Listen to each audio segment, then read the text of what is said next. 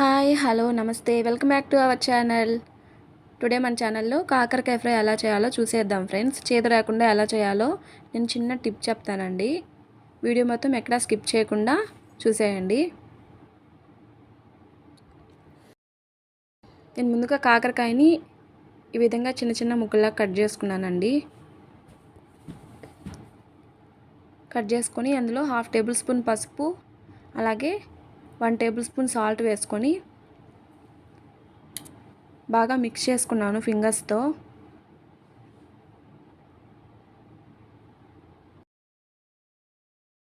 ఇలా మిక్స్ చేసుకొని ఒక 5 మినిట్స్ అలాగే ప్లేట్తో కవర్ చేసి పెట్టేసేయండి.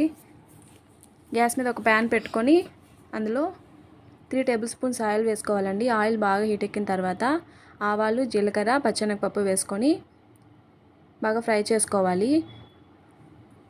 తర్వాత అందులో మనం కట్ చేసుకున్న కాకరకాయని ఇలా పిండుకొని అందులో వేసుకోవాలండి. ఇలా పిండుకోవడం వల్ల అందులో ఉండే చేదంతా పోతుంది, బాగుంటుంది టేస్ట్ కూడా.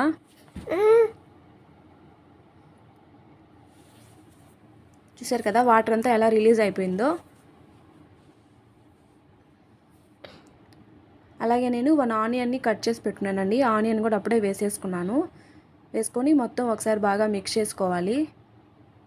మిక్స్ చేసుకొని ఒక ప్లేట్తో కవర్ చేసి పెట్టానండి.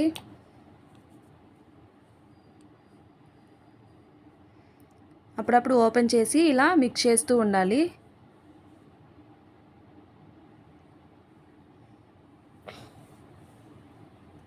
ఇలా ఒక 4 టైమ్స్ వరకు అలా ప్లేట్తో కవర్ చేస్తూ మళ్ళీ మిక్స్ చేస్తూ ఉండాలండి.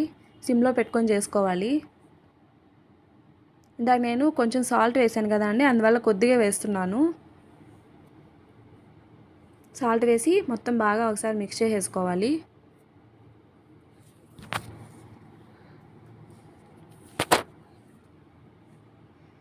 బాగా కాకరకాయ మొత్తం బాగా ఉడికిపోయిన తర్వాత అందులో మనం టేస్ట్ తగ్గ రెడ్ చిల్లీ పౌడర్ని యాడ్ చేసుకోవాలండి.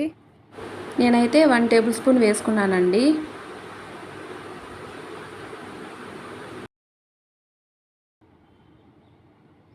చూసారు కదా ఎలా చేసామో. ఇలా చేస్తే చేదు లేకుండా ఉంటుంది, పిల్లలు కూడా ఇష్టంగా తింటారండి. నేను కొంచెం ధనియా పౌడర్ కూడా వేసుకున్నానండి. అంతే ఫ్రెండ్స్, చేదు లేకుండా కాకరకాయ ఫ్రై ఎలా చేయాలో చూసేశారు కదా. మా వీడియో మీకు నచ్చినట్లయితే ఒక లైక్ కొట్టుకోండి ఫ్రెండ్స్. అలాగే మా రెసిపీస్ మీకు డైలీ అప్డేట్స్ రావాలంటే మా ఛానల్ని సబ్స్క్రైబ్ చేసుకోండి. కిందున్న బెల్ ఐకాన్ని ప్రెస్ చేసుకోండి ఫ్రెండ్స్. బాయ్.